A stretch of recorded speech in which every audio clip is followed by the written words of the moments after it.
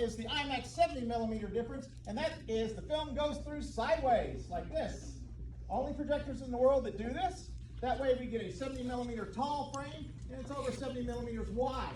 That is going to fill that screen right there. It's 5 stories tall. It goes all the way below ground, all the way up into the ceiling there. For the most part of the movie, you're going to see that filled. However, Ryan Coogler, the director, and his artistic premise of the film does change the aspect ratio, we call that, up and down. So you're going to see it. Sometimes it's letterbox like this, sometimes it's smaller, sometimes it fills the whole screen. That's all determined by him in the editing. Keep in mind that y'all are the only ones that see that full screen. Everybody that sees it in digital sees it letterbox the whole time. So that's one of the differences. The biggest difference, though, is going to be the colors that you're going to see, the grain of the film that you're going to see today. You've heard of 2K or 4K resolution. This will be something on the order of 15K. We really talk about film grain. You're going to see that smooth transitions and things between the colors. You're going to see the color depth is a lot different than a laser or a digital projection would be. You're not going to see any little bitty squares, even the people sitting right down here. You're not going to see these squares. You're going to see smooth transition. Ladies, you're going to see every bit of Michael B. Jordan.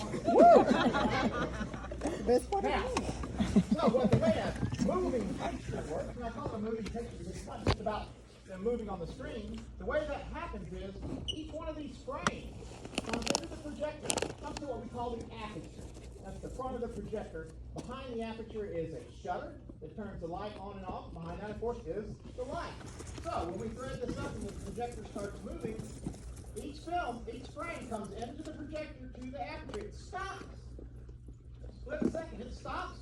The shutter opens, it flashes light on the screen all at once from a 6,000 watt light bulb, okay? And it's white light through the film. You get the different colors that way.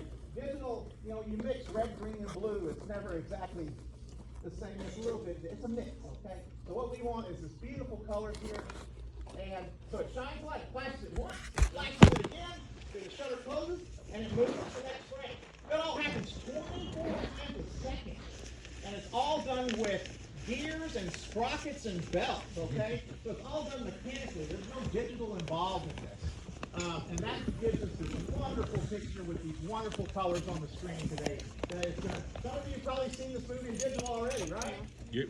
Yeah, okay. So now you're going to see the difference today, why we